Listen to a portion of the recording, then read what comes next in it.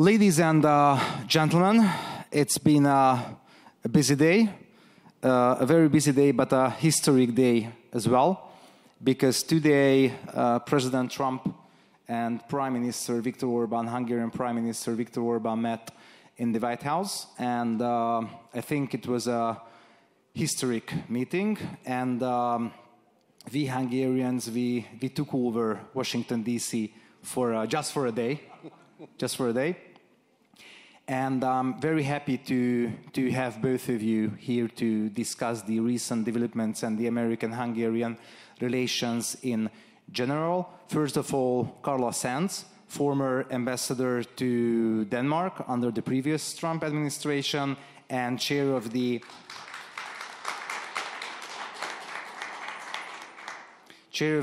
Foreign Policy Initiative at AFPI, the America First Policy Institute.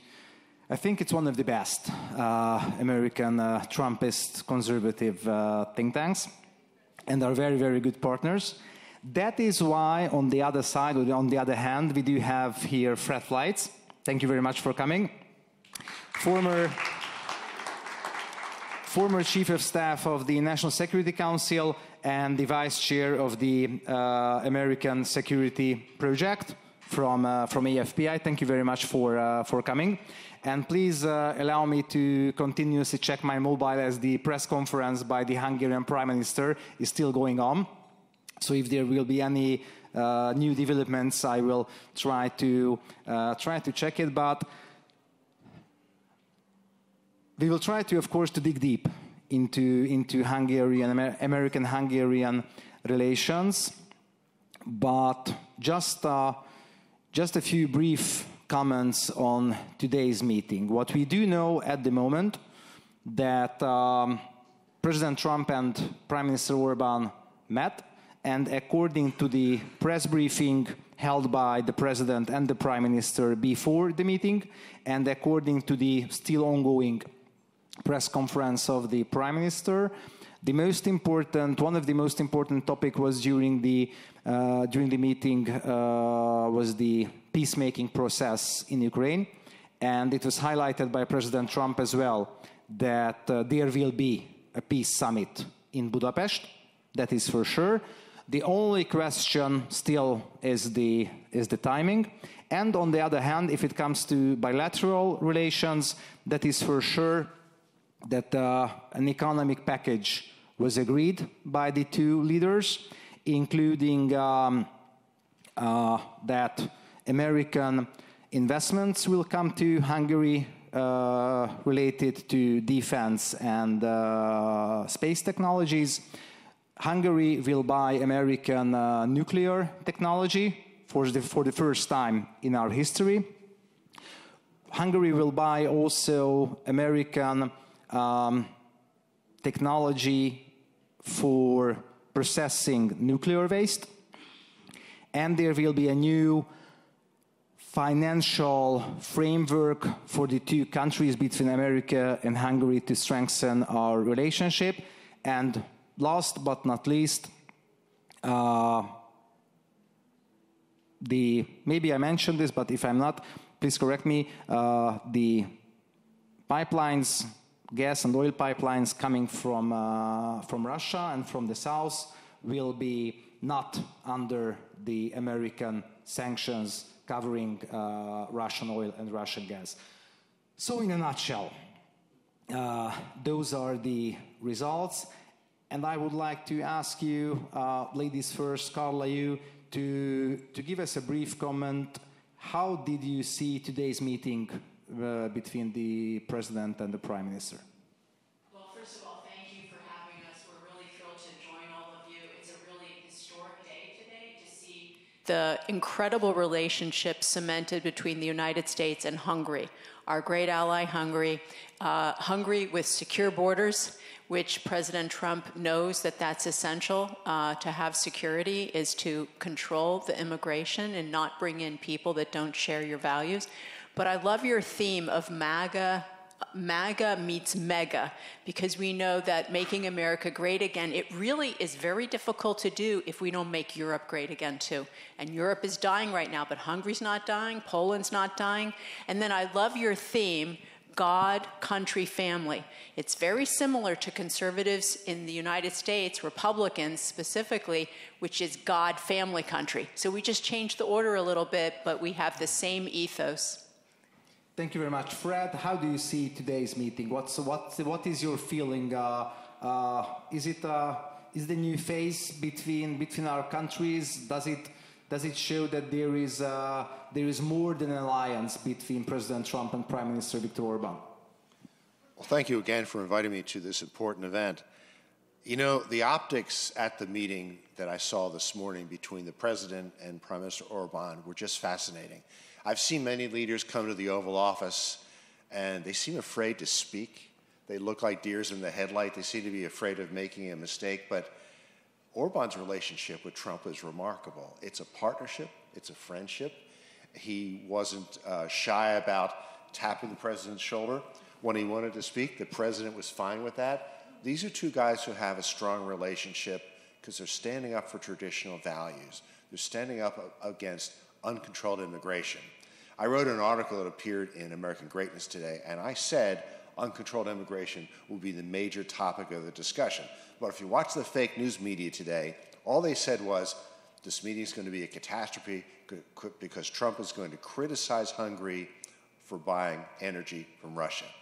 Trump didn't do that. Trump said there are geographic and structural reasons why Hungary can't stop buying energy from Russia at this time.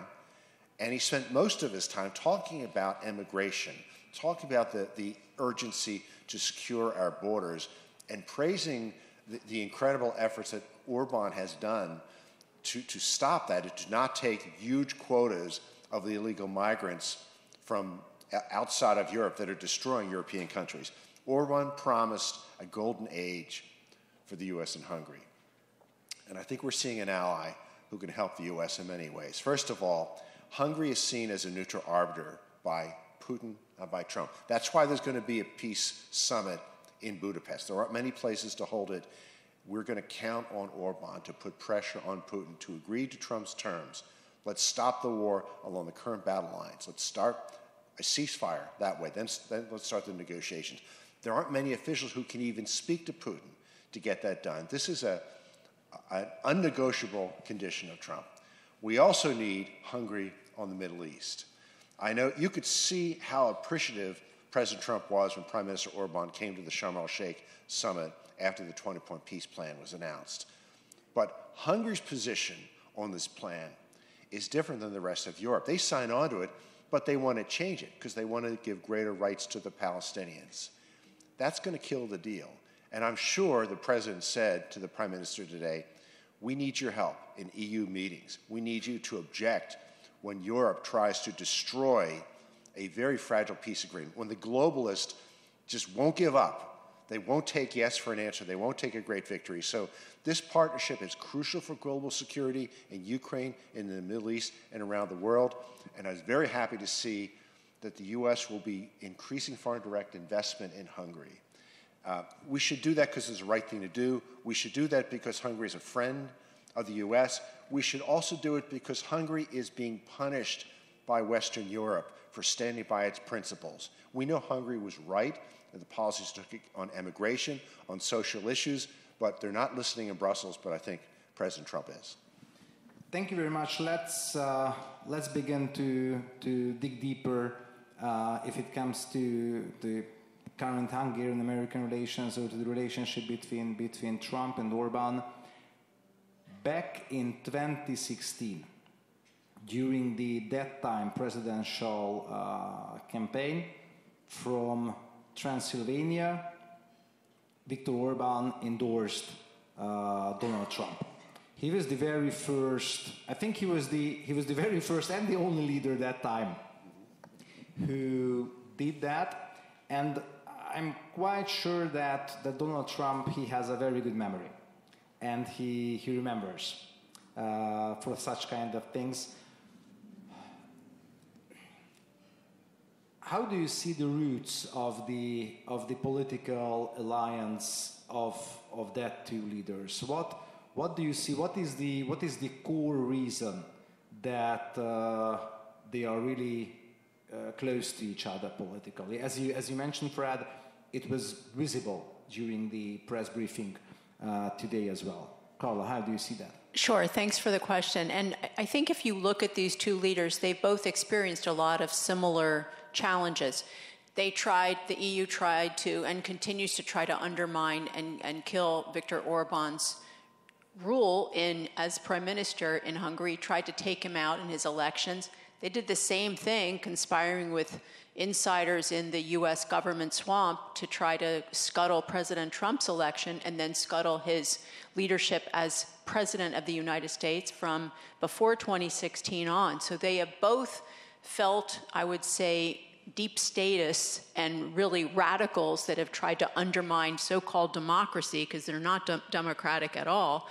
They're looking to install totalitarianism. They want control, not people to have a choice. And so they've both had these challenges, but they both have a similar ethos, I believe. If you look at what we're doing at AFPI with our foreign policy initiative, it's a nations first. So we're America first, but we are forming a coalition of nation-first countries that put their own country's interests first. And that means not migrants coming from other countries, not the globalist agenda of world government, not the net zero deindustrialization agenda that so many European countries believe in the EU. Instead, our nation-first ethos, which I think Hungary shares a lot of, is strong and secure borders, controlled immigration, rule of law, cheap and abundant energy, and creating policies that create a great life for the citizens of your country.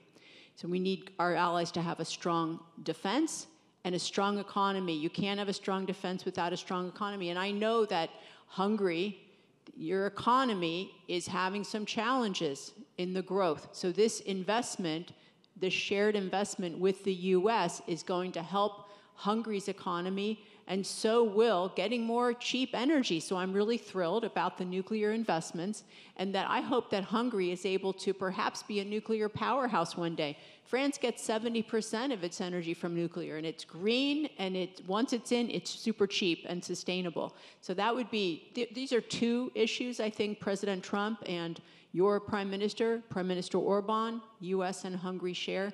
But there are many, many other parallels. I think they both have strong convictions. They're not like blowing in the wind like so many global leaders who just, they get an idea and then they just follow it, or perhaps they're bought off by special interests. And that's not true for Prime Minister Orban or President Trump.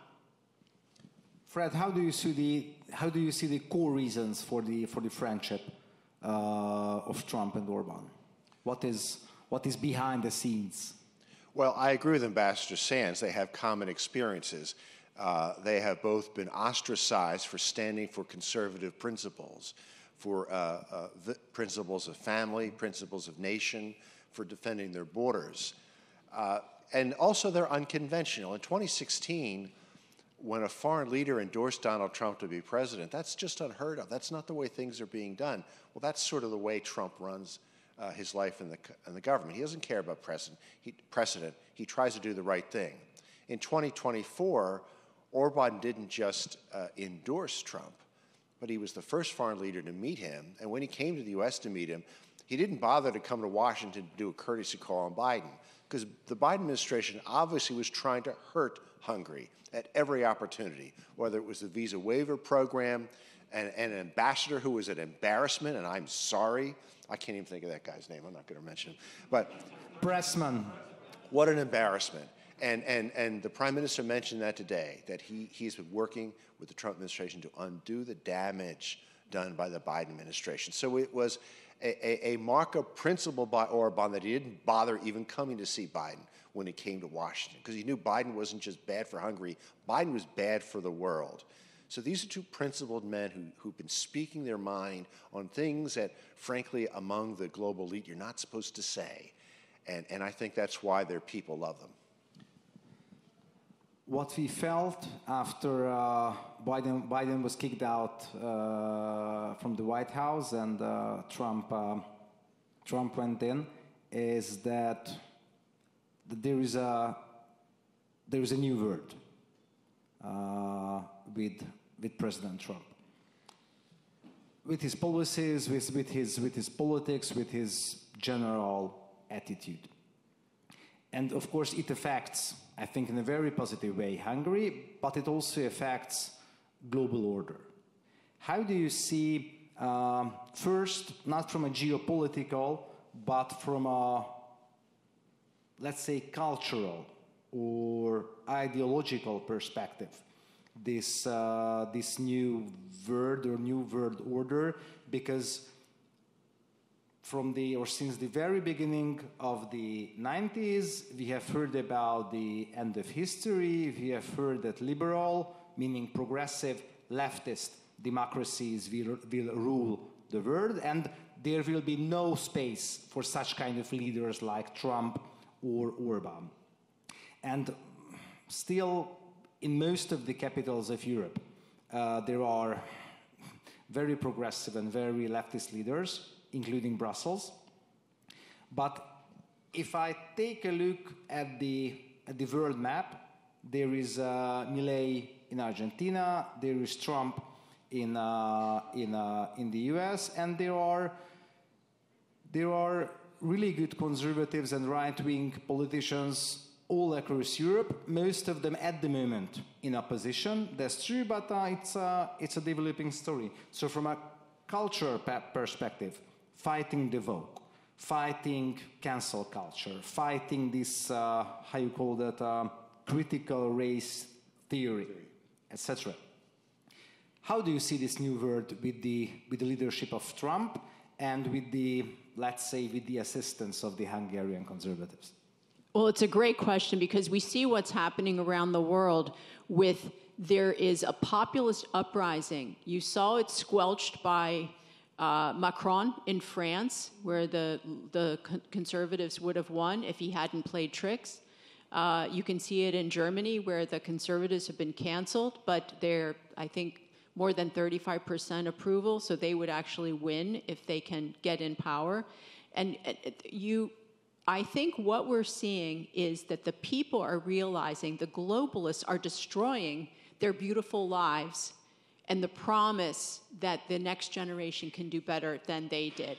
And that's being rejected. I know we just had a leftist elected in Ireland, but I think that's an exception. I think as these times go, that Hungary, maybe Italy, certainly Poland, some other countries rising up are actually going to be the leaders and the example of how do we sustain civilization, how do we secure our sovereignty, how do we have a great economy, how can we be good security partners with the United States, because we can see the population. I know Hungary rewards having children. President Trump just reduced the cost of IVF, for instance. He understands it's important to sustain our families, to grow our population. We have a population collapse happening.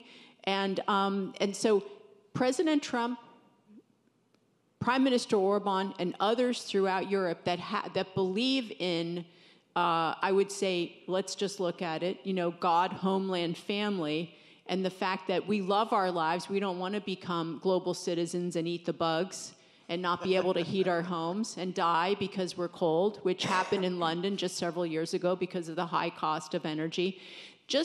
I think it was last week, the oldest forge in the world in France, I think it was going for 900 years, made it through the medieval period, made it through the world wars, is now closing because they say high energy costs. They can no longer sustain business. Can you imagine?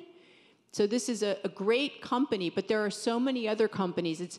It's happening oftentimes because of high energy costs, which Hungary understands, and China benefits when we go to sustainable energy, if you're talking about solar panels and windmills, and Europe knows that, but they seem to be blind and just importing Chinese-made automobiles, killing that sector. It's all about a strong economy and strong faith in a country, especially in this transatlantic relationship. So I think this is an exciting day. It's probably the best day for the U.S. and Hungarian cooperation and relationship, maybe ever.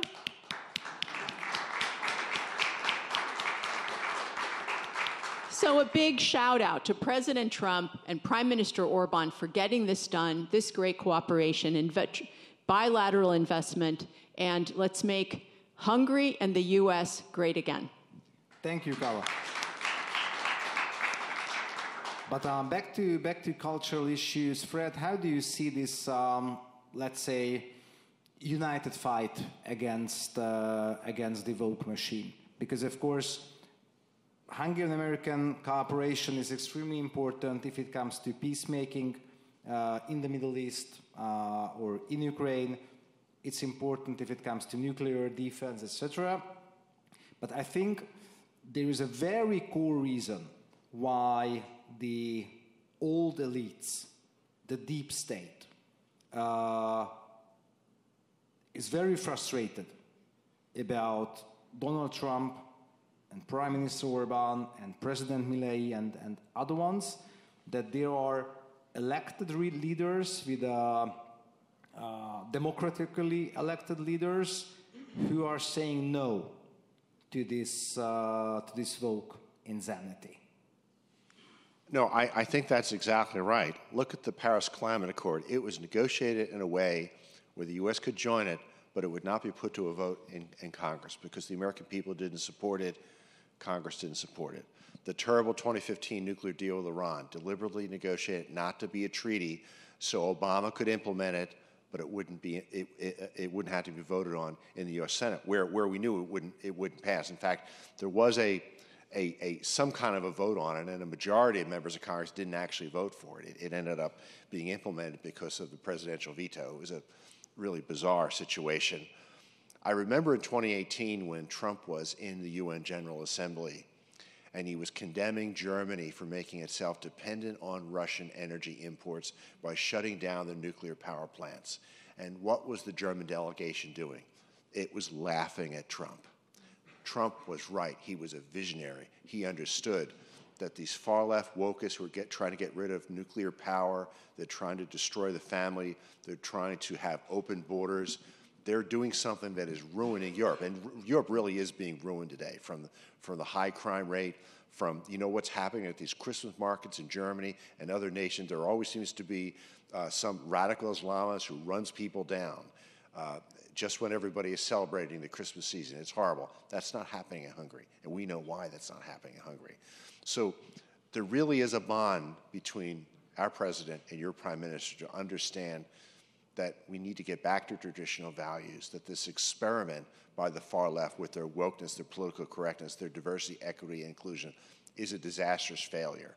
And I'm very proud of the president for leading an effort to basically get DEI, diversity, equity, and inclusion, out of our government, especially the Pentagon, which has been flooded by this political correctness that's undermining our military readiness. And Secretary Hegseth has an incredible job ahead of him, but he's working very hard to do this. And it's not just making our nation safer, but if we don't have a military that's seen as capable and credible, it's a threat to global security.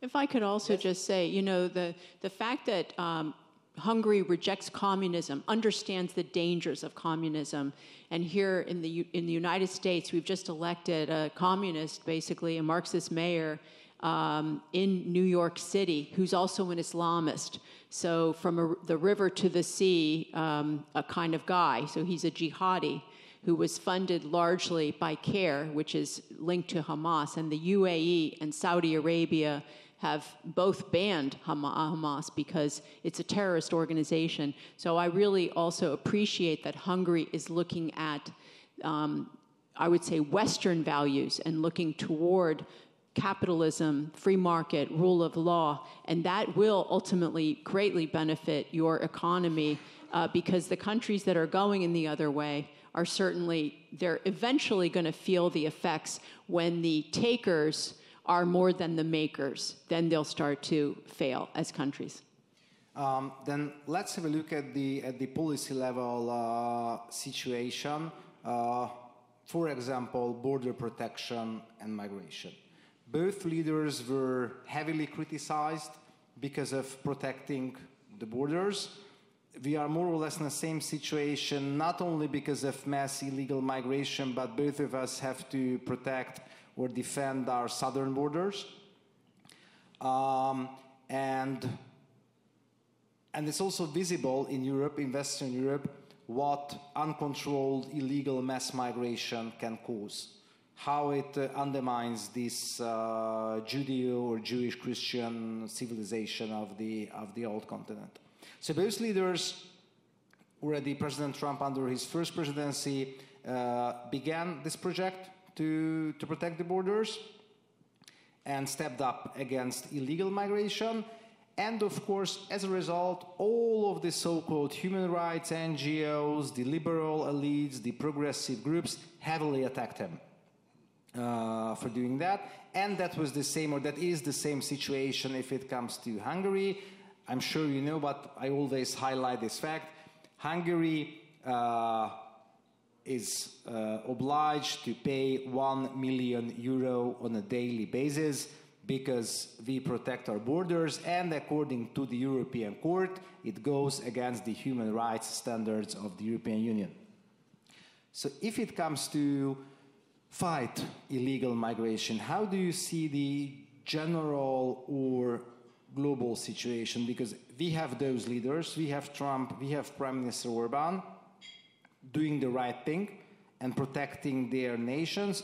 On the other hand, still there is the progressive mainstream, the courts, as far as I know here in the US as well, trying to promote this human rights fundamentalist idea based on which the right to asylum is somehow converted or transformed into a universal social right. So how do you see this fight? Because yes, so we have Trump, we have Orban, strong border control, but seemingly other parts of the Western elites are opposing this. You know, you have to wonder why the UN actually implemented this global migration. I think they probably were thinking that these immigrants would pay for the rich pensions for European or EU retirees. But as a matter of fact, if you look at Denmark statistics, EU statistics, US statistics, they're pretty much all the same. They're not asylum seekers. They're mostly economic migrants. They're looking for opportunity. But they're looking for opportunity, many of them, to just suck off the system. Now, some immigrants work hard. In America, a lot of our greatest companies have been founded by immigrants. We want legal immigration. We want to know who's coming in the country, so that's fine. It's about the illegal immigrants that don't share our values and come into our country that we reject. And they cost, in Denmark, almost $1 million over their lifetime, these illegal immigrants that come in. So they're not contributing, they're taking. Almost half, universally, are on some kind of welfare.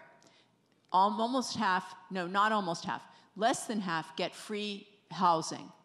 Many get free health care. So there's money, there's food that comes.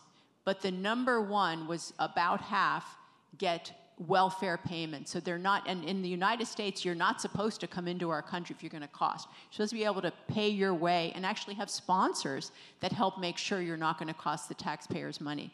So what Hungary is doing, protecting your borders, is actually protecting not just your society and your culture, which is very important, but protecting your economy. You can't afford to have freeloaders come in and also commit crimes and cost in society by crime, by the taxpayer dollars, and then the cultural issue. When you talked about the Christmas markets, that many Christmas markets in Germany this year, I've been told, aren't going to be able to open because they're afraid of the Islamist attacks. Now, many of us have Muslim friends, and they work hard, and they're good people. I'm talking about the Islamists.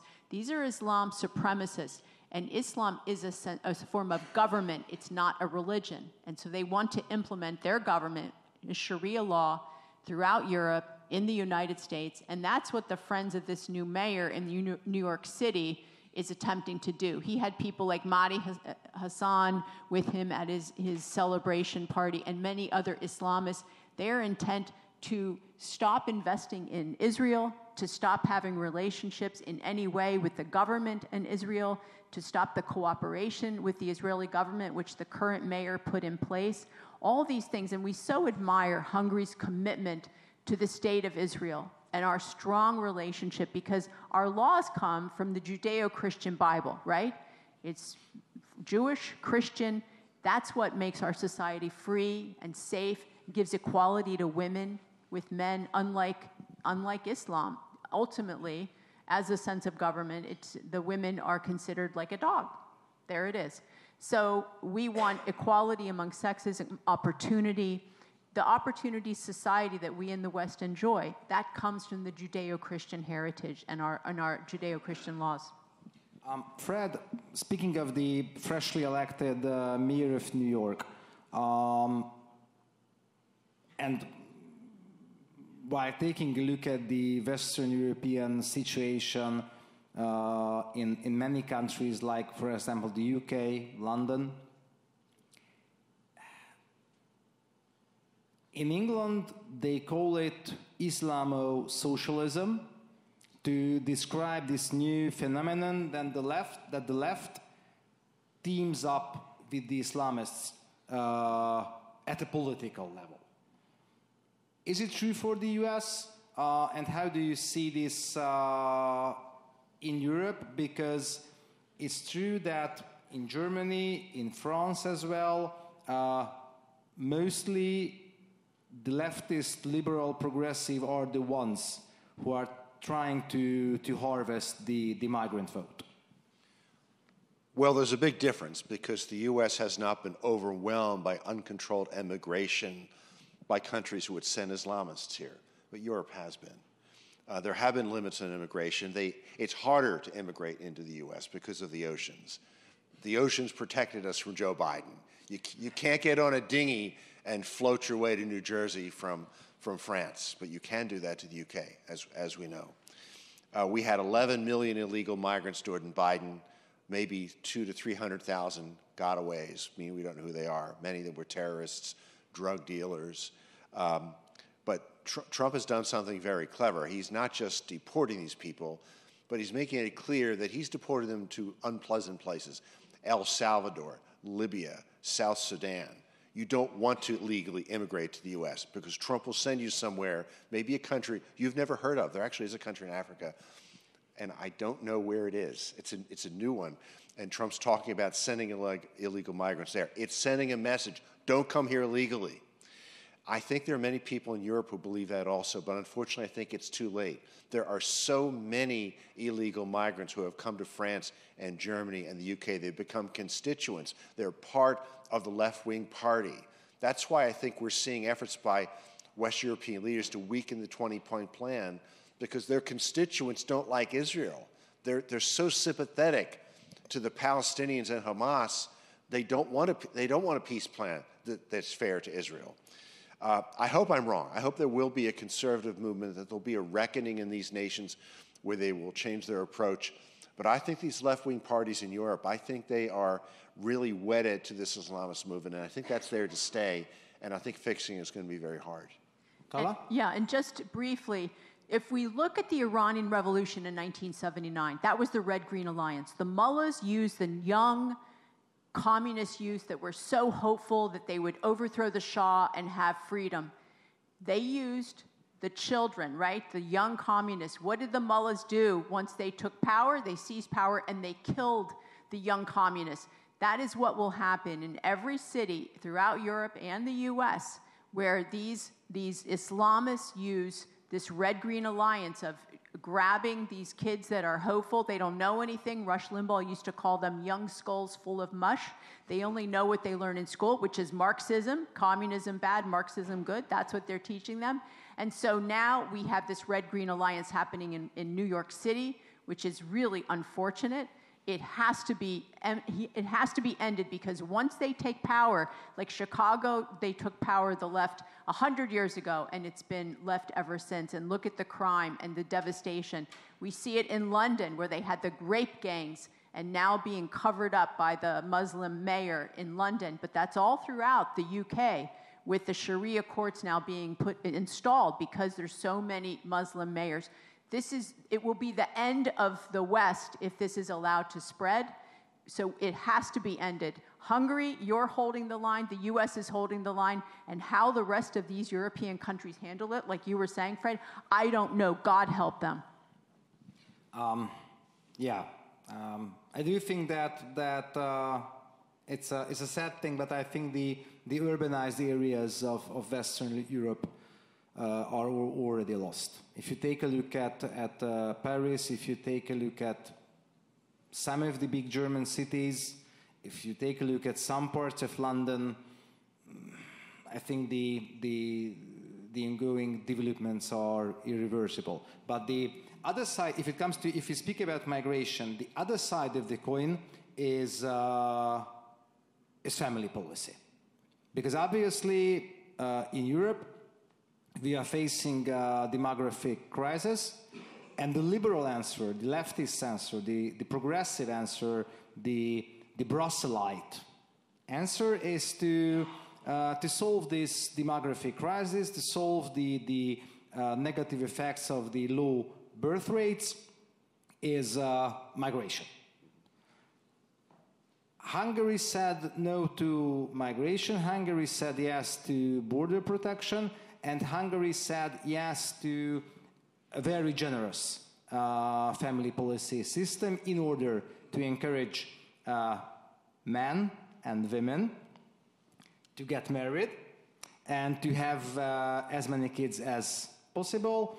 And most of the 90% of the family benefits, family allowances, the money comes via the taxation system. So if you work legally, you get your salary, your pay, and via the taxation, the more kids you have, the lower the tax you pay. And as far as I know, there are some new developments here in the US under the Trump administration to, of course, not to copy-paste the Hungarian policies, but to try to help American families to have more kids and to solve the demographic crisis that way. Is that true? And is there any interrelation between the American developments and the Hungarian example? Well, I'm the oldest of 7 children, so I can speak from experience. Thank you very much. It is good to be from a big family, and every smart woman and man that marries should be having tons of kids, because I've seen this movie called Idiocracy. We do not want the world to go in a stupid direction. We want the world to be glorious for our children and our children's children to 1,000 generations. And so until Elon Musk takes us to Mars. So what I think that President Trump is looking at is pretty deep. It's actually not just policy that encourages family formation, which he's doing, but he's also looking at why this happened. When I was a kid growing up, one man could be the wage earner, or one person, and afford to have a spouse support them, own a home, put the kids through school, own a car, have a TV, and the spouse didn't have to work, and they could afford a vacation every year. That was the American dream. That was the American dream. What happened was socialism. They pushed up the taxes and started putting in very high welfare payments, rewarding families who did not get married. If a woman had a lot of children, she'd get government money. Some of the Mormon or Muslim people would get checks for every woman that was having their children, even if the second, third, fourth wife was a common law wife, not married in the church or synagogue or mosque. And so what happened was that the wages went down according to the cost of living, because they shipped the jobs to Asia. The companies, they closed up shop, and they went and began to manufacture offshore. And this was state policy and federal policy, encouraging business owners to send their production abroad. No pollution, you know, it was the service society. So what happened was the people that were living in these towns that had great wages, great paychecks, and could afford that family, that company closed up and went away. And so then you needed both spouses to go work in, what was it now? A fulfillment center. And they couldn't afford a home. They were in a apartment, barely see the kids because they're both working and they're both exhausted. There's no chance for them to advance in their company. So the quality of life in America, across America, really went down over the decades.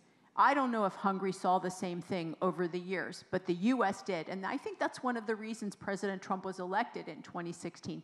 He understood the plight of the forgotten man, and he said, I'm going to make it better. And he did. In his first term, the wages of the lowest income people and the least educated went up more than anybody else's wages. They had the highest increase in their wages over, I think it was 50 years. And women, our wages went up the highest in over 50 years.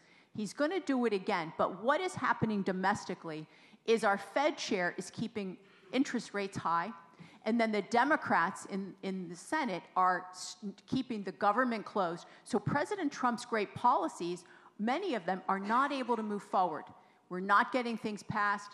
Things are shutting down. They're grinding to a halt. They're doing this on purpose. They did it to win these elections just a few days ago, and now they're doing it to hurt him in the midterms and literally damage our economy for political purposes. It's a really evil thing that they're doing, but it's happening in the United States. So I hope you never see this in Hungary. But the opposition against Prime Minister Orban is powerful. It's hateful. And so you want to guard against this. The people of our nations are the most important thing. They're the treasure of a nation, our culture, our people, and we should all wish that they do well and that their kids have a better life than they've had. That's the American dream, and I'm sure it's the Hungarian dream. That's for sure. In Hungary, previously the socialists, after the collapse of the Soviet Union, socialist governments wanted to build up a welfare society with an extremely high unemployment rate. So they wanted a welfare state without working hands. The Hungarian conservative strategy is to build up a workfare society instead of a welfare society. And if you work, then you do have the possibility to pay as low taxes as possible if you establish a family and have kids. But I do have one more important topic in mind to raise, but before that, I will turn to the audience if there is any questions for our esteemed guests. Yes, Annabelis? Hi. Good to have you here.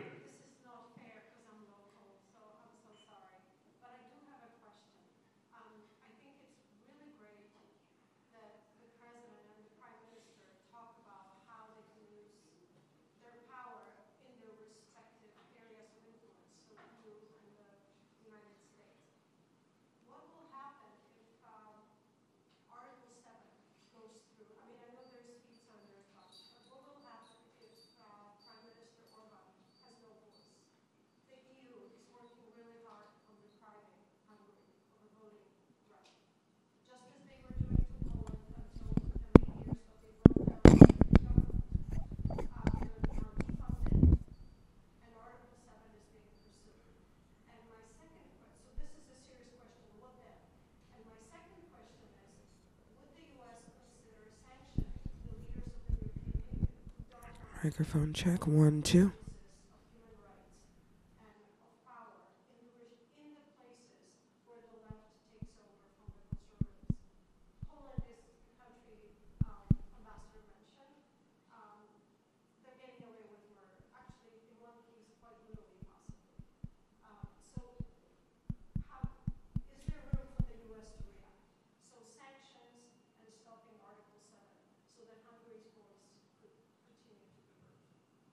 Carla, Fred? Well, I was hoping a focus of the meeting today would be Trump providing relief to Hungary for how it is being punished by the European Union for standing by its principles on immigration and social issues. And I think he did that. But I believe that if the European Union does things to silence Hungary. The U.S. should be sanctioning the European Union. And I think it should be European Union leaders. It should come up at every possible meeting. We have to stand with our friends. And Trump does stand with his friends. So if this actually moves forward, I expect that's what the president will do. Carla? Yeah, I'm sure that Secretary Rubio is tracking this, and that at the right time, he'll make a move. There's no question his team is all over this, especially in the EUR Bureau. And if I can reply to your question, yes, Poland is a very, very bad example. It shows what globalists are capable of if they come to power. What Tusk is doing now to the Polish conservatives really reminds me to the dictatorship of Jaruzelski in the 80s.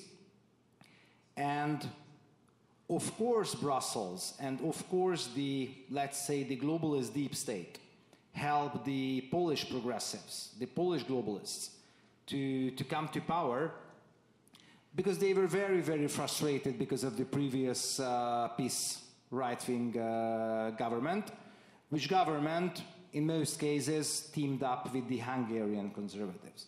And that is why the upcoming Hungarian elections next year are crucial. We will have general elections in April 2026, because of course there is Robert Fico in Slovakia.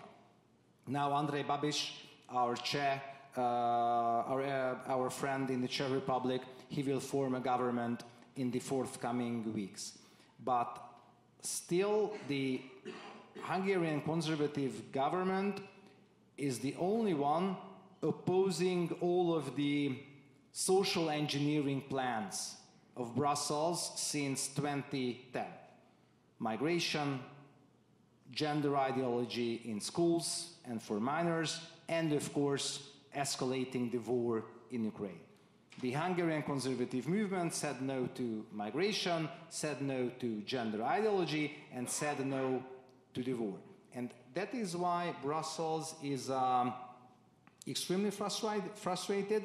They realized that they cannot change the mind of Prime Minister Orban, so they decided to do everything, literally everything, to remove him.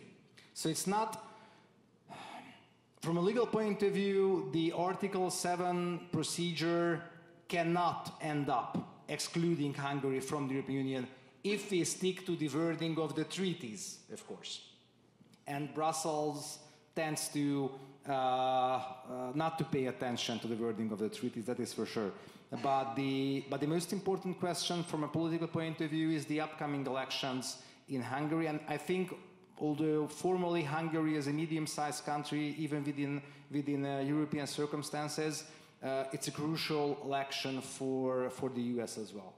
That's why President Trump today and previously in Sharm el-Sheikh, he guaranteed 100% support for Viktor Orban, because should Brussels be able to remove Orban from power, then there would be a green light for everything within the European Union. For uncontrolled mass illegal migration, for penetrating gender ideology, bringing gender ideology to schools and kindergartens, and of course sending not only money, not only weapons, but also soldiers to Ukraine. So that's the most important topic if it comes to Hungary and the Article 7 procedure, I think. Last topic, last question. It's important, but we are running out of time. The war in Ukraine. President Trump and Prime Minister Viktor Orban, they are the leaders who have been advocating for peace since the very beginning of the war, which war was caused by Russian aggression. It goes without saying. President Trump today at the press briefing, he highlighted that this war would have never happened if he were the president and not Biden. The peace summit in Budapest is still on the table. How do you see the possibilities for a ceasefire and peace negotiations in the forthcoming future about Ukraine? So Fred is the expert on this conflict, but I will just say I agree with President Trump. This war would have never started if President Trump had been in office, but it's actually been a blessing that he had those 4 years in the wilderness and was able to get all of these policies in place and ready to go. It feels like a year in the United States every week with great policies and happening and great laws being implemented. However, President Trump has been very clear that China and Russia are responsible for this war China and India, but mostly China. They're buying Russian energy. And if China stopped buying Russian energy tomorrow, the war would end. If China stopped funding this war and sending, dual-use equipment, if they stopped sending that to Russia, the war would end tomorrow. And so I think India, but mostly China, India is actually making changes, but China, if they stopped buying Russian energy tomorrow and funding the war, it would end tomorrow. I do believe that is the key. But Fred, you're the expert here. Well, thank you. I don't know. I think you're the expert too.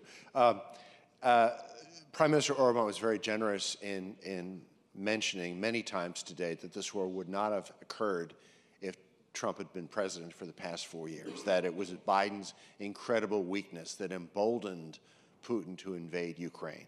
And it's good to hear another foreign leader say that, because we never hear that from other leaders. They won't tell the truth.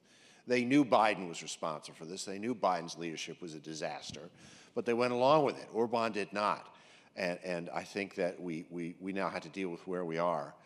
The Prime Minister said he had some ideas on how to solve the war during the press conference, but he said he would relay them to the President privately. And I don't doubt they have some disagreements on how to proceed on the war. But what we know is that Trump has said, I have to get Putin to agree to a ceasefire along the current battle lines. And the President will, I'm sure he asked the Prime Minister's help to get Putin to agree to stop the fighting where we are now. We start negotiations on a permanent settlement. That's a position Trump's had for some time, but he's tried to package it in different ways to try to get Putin to the negotiating table. There has to be a place where Putin and Trump can meet, where they feel comfortable, where there is a third party who they trust. It could possibly be Saudi Arabia if they decide not to go to Hungary. I think the Crown Prince also has been a neutral arbiter who's been promoting peace in the region. But I think Prime Minister Orban's willingness to do this and the fact that both Trump and Putin seem to be willing to go to Hungary is a good sign. I think we've had too many meetings in Geneva that have been unhelpful, and it's too close to all the left-wing protesters and left-wing governments. I think Hungary's a very reasonable place to do this. But we have to get Putin to make the strategic decision to stop fighting. So far, he doesn't want to do that. He's expanding the war. And I think it's going to take substantial economic pain and additional weapons to Ukraine to get Putin to come to the decision that it's time to stop fighting. But we need our friends, especially from Hungary, to press the Russians to realize that this war makes no sense. And frankly, of all the leaders that Putin will ever deal with, he will never get a deal like the one Trump will offer him. And if, let's say, Trump leaves office and is replaced by a Democrat, things will get very bad for Russia. They need to move now, take advantage of Trump's willingness to make an incredible deal that will make Russia prosperous and will bring peace to the region. And I just want to remind everybody, let's never forget that it was President Obama and Hillary Clinton that literally poisoned the relationship between the U.S. and Russia when they cooked up that scandal that President Trump was colluding with Russia. Remember when he said, I think my office is being wiretapped, back when he was running for president the first time.